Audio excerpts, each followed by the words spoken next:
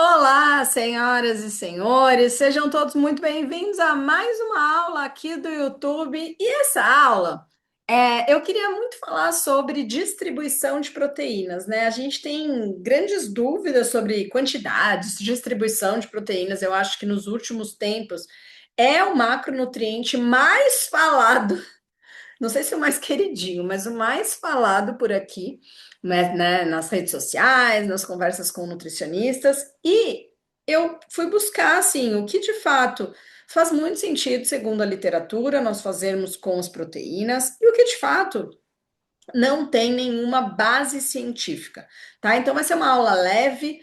Eu acho que a gente tem trazido aulas com temas muito importantes. Inclusive, vou pedir para vocês colocarem aqui nos comentários outros temas que vocês querem de aulas, tá? Essa é uma aula aberta do Clube Ser Nutri.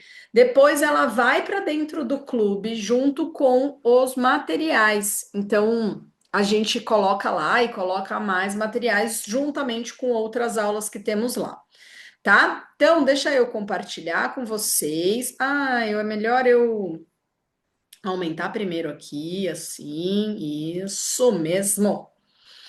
Boa, vamos lá. Então, nós vamos falar sobre a distribuição, os mitos e verdades, o que que a gente precisa saber.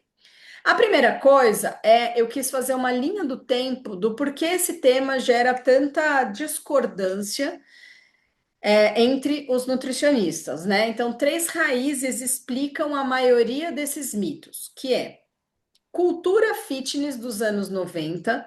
Então, a academia, a gente tinha aquela. E olha, eu vou falar que eu sou cria dessa casa aí, dessa cultura. Comer a cada 3 horas, 30 gramas no máximo de proteína, enfim. No fim, eu acho que cada tempo, né, foi colocando ali um tempo para ser visto pelas proteínas. Depois a gente teve o marketing de suplementos. Gente, o quanto a indústria de suplementos alimentares cresceu, né? A ideia dessa janela anabólica vendeu muito whey protein. Só que na minha humilde opinião, um efeito muito superestimado, né? Assim, o efeito é desse tamanho e o povo fala que o efeito é desse tamanhão, então, assim, não é esse efeito que tantos falam. E estudos de poucas horas de síntese proteica muscular foram transformados em regras crônicas de dieta, ou seja, de uma generalização em relação às proteínas que a gente tem que tomar muito cuidado na nossa prática. Então, primeira coisa, fisiologia, né? 0,4 gramas de proteína por quilo de peso por refeição é a dose associada à maior resposta de síntese proteica. Ou seja, independente se é 25 gramas, 30 gramas, 40 gramas, o ideal é que a gente alcance 0,4 gramas de proteína por quilo de peso, para que a gente tenha aí uma associação maior à resposta da síntese proteica muscular. Bom, depois nós temos qual o limiar de leucina? De 2 a 3 gramas de leucina por refeição, ativando então a mTOR e disparando a síntese muscular de uma forma muito robusta. Então, MPS é a sigla em inglês de síntese proteica muscular. A janela de resposta permanece elevada de 3 a 5 horas após uma refeição proteica. Ou seja, talvez com um espaço menor de 3 a 5 horas, eu não precise consumir proteína novamente. Mais proteína no bolo não aumenta proporcionalmente a síntese proteica muscular, porque o excesso da proteína é oxidado. Então, não é uma regra, quanto mais melhor. Ponto. Isso já é consenso. A gente tem um limiar de absorção e a gente tem um tempo para essa proteína permanecer elevada depois do consumo dela, tá? Então, tudo isso tem que ser levado em consideração quando a gente está falando de um paciente de emagrecimento que a gente não quer que tenha perda de massa muscular, ou de um paciente que deseja ganhar massa muscular, ou de um idoso que eu tenho que preservar essa massa muscular. A gente consegue colocar e transpor para muitos objetivos. O que eu quero aqui trazer é: não acreditem que consumir um monte de proteína é o que de fato vai gerar resultado, tá? E aí vem lá, né? Então, mito: consumir proteína a cada 3 horas. Sem uma dose de proteína a cada 3 horas, o corpo entra em catabolismo e começa a perder massa muscular, que é isso que se falava. Isso é mito. Isso não é verdade. A gente tem um estudo que comparou três padrões com o mesmo total proteico. Em 12 horas, 8 doses de 10 gramas a cada 1 hora e meia. Ou seja, a pessoa consumia em 12 horas 8 doses a cada 1 hora e meia. Na verdade, a cada 1 hora e meia, em 12 horas, davam 8 doses. Ok? 4 doses de 20 gramas a cada 3 horas e 2 doses de 40 a cada 6 horas.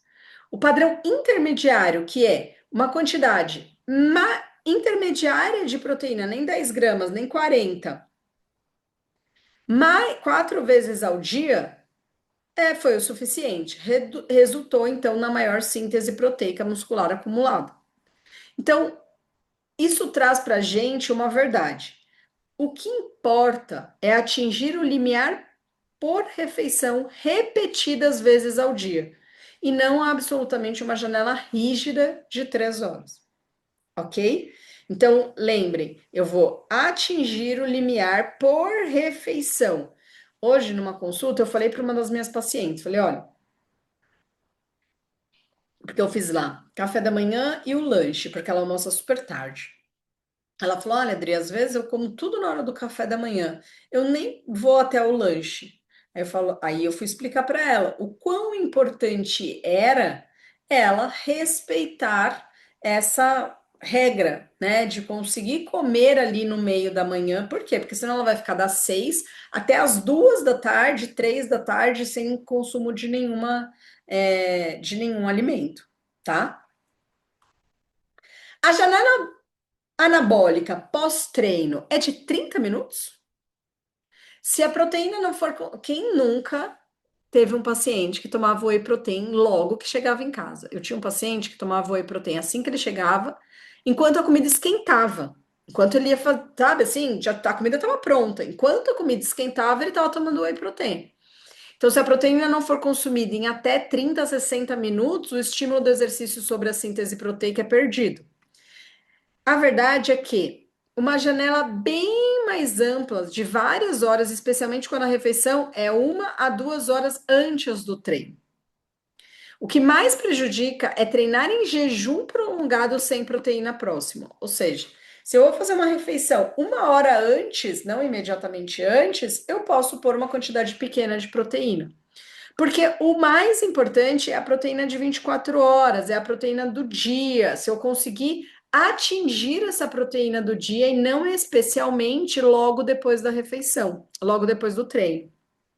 Então a gente tem que ter muita atenção em fazer essa manobra do paciente. Então, se ele só consegue comer imediatamente antes do treino, que é logo de manhã, eu garanto que o jantar teve uma quantidade de proteína considerável.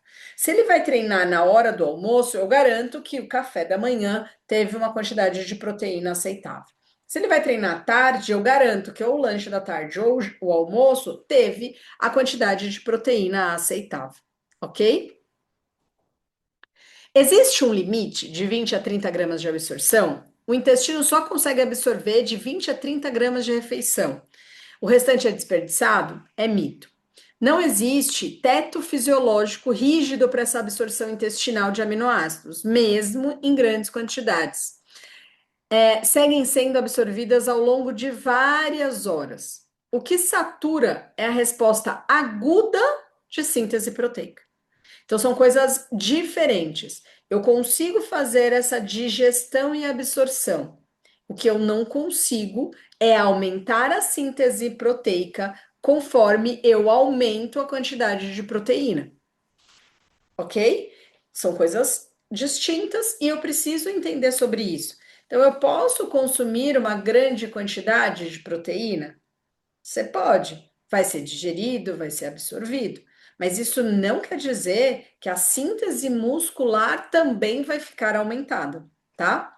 O excedente de aminoácidos ele não é perdido, é oxidado para energia usado na gliconeogênese ou em outras vias, não sai pela urina, como se costuma dizer. Então, se o objetivo é eu consumo mais proteínas para que eu tenha maior síntese muscular, isso não é uma verdade, tá? Bom, aí a gente tem poucas doses versus muitas doses pequenas ou doses intermediárias. Acho que a gente falou sobre isso, né, ali na logo que a gente iniciou a aula e com toda absoluta certeza a maior a distribuição em doses intermediárias de 4 refeições de 30 gramas, quando a gente generaliza, ela está sim associada a maior síntese proteica muscular, tá? Todas as outras, elas têm um estímulo fraco e aí um estímulo muito limitado. A proteína antes de dormir é desperdício? Como durante o sono não há atividade física nem demanda muscular, a proteína consumida à noite é armazenada como gordura desperdiçada? Isso é um mito. Eu trouxe alguns estudos que mostram que 40 gramas de caseína, que é uma proteína de digestão mais lenta, antes de dormir, aumentam-se síntese muscular durante a noite em homens treinados. Aí, ó, gente, vai parecer óbvio que eu vou falar, mas eu preciso falar isso para vocês. Quando a gente fala de síntese muscular, nós também estamos falando de treino. Porque o que eu vejo de gente, mas vai aumentar minha síntese muscular? Você treina? Você treina força?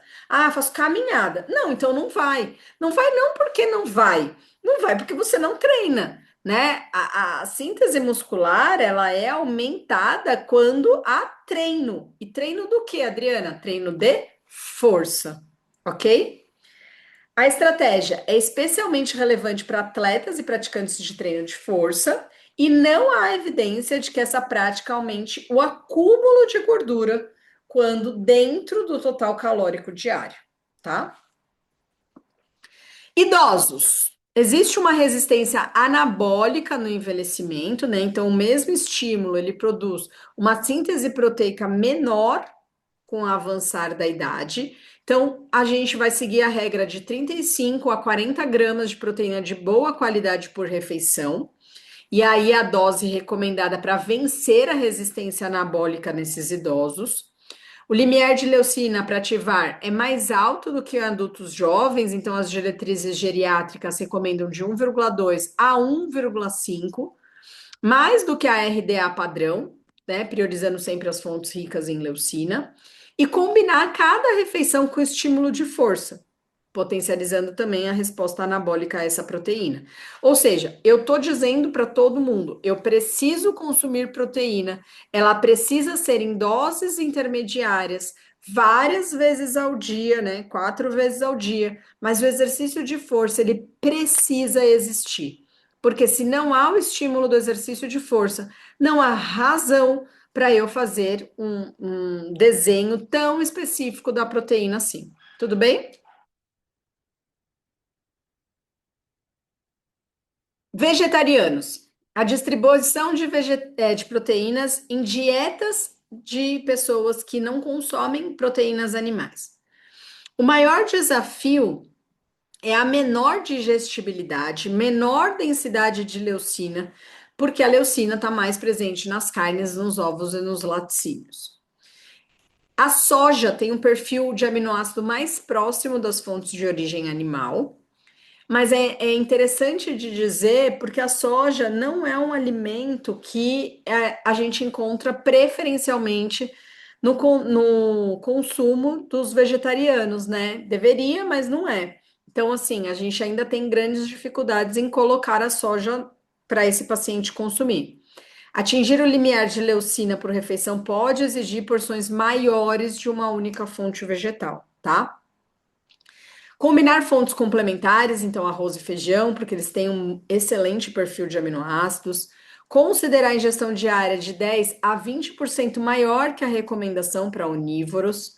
Distribuir essas fontes em 3 a 4 refeições: tofu, leguminosas, proteína texturizada da soja, a própria soja, tá? Em vez de diluir pequenas porções. Ou seja, lembra, né? 8 doses de 10 gramas ou 4 doses de 30 gramas? 4 doses de 30 gramas. Então, eu aumento a quantidade da proteína por dose, ao invés de eu pôr muitas doses com proteínas pequenas. Quando a gente fala sobre o treino de força, eu estou falando de 1,6 a 2,2 gramas por quilo por dia, 3 a 4 doses, e é legal fazer a continha de 0,4 gramas por quilo de peso, tá?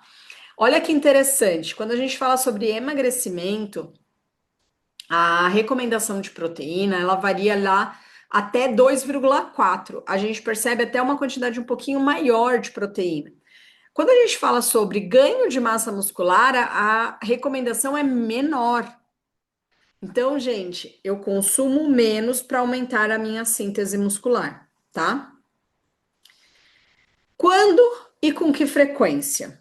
Um adulto saudável, de 0,3 gramas, um praticante de treino de força, de 0,4, idoso, 0,4, vegetariano ou vegano, 0,4 a 0,5. Então, sempre que vocês forem fazer a conta do da proteína, façam por quilo de peso, tá? Então, façam essa conta por quilo de peso, porque vai ficar mais fácil para vocês. Carne à noite atrapalha o sono? Não há evidência, mas o excesso da gordura e de cafeína é muito relevante. Então, a cafeína, café, refrigerantes de cola, e a proteína, se essa carne for uma carne gordurosa. Então, se for um cupim, por exemplo, que já tem uma gordura ali na própria carne. Se for músculo, porque também o músculo muitas das vezes tem gordura, o contrafilé. Então, só prestar a picanha, o tipo de carne, tá?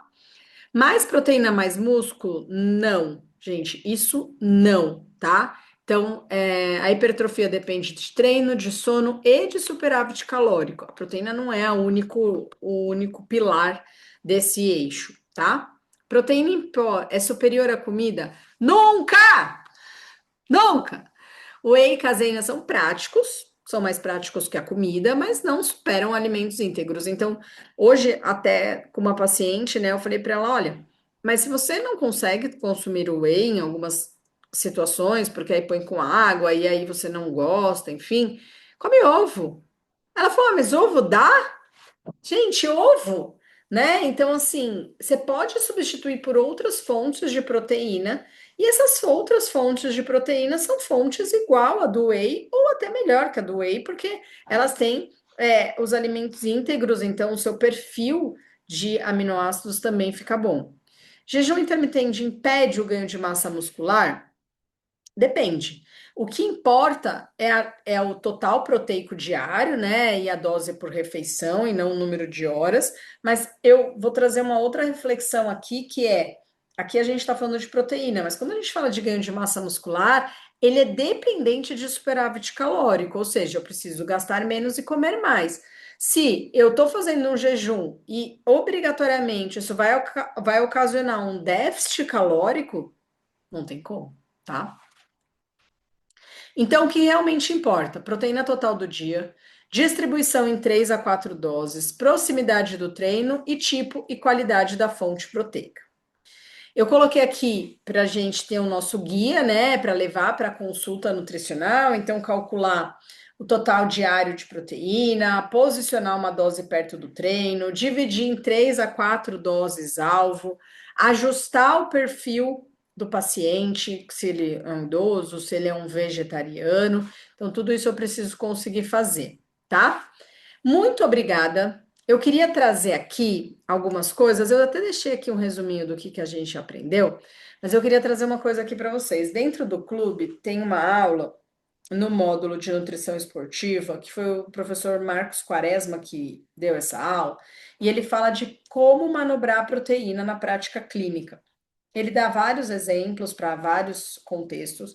Então, eu vou pedir para você que é aluno do Clube Ser Nutri que você assista a essa aula, porque essa aula é muito importante para você, para que você consiga trazer repertório para esse assunto aqui, tá? Como eu disse, essa era uma aula que eu trouxe para a gente falar sobre mitos e verdades, uma aula um pouco mais leve. Mas eu espero você na próxima terça-feira aqui também. Um beijo e tchau, tchau.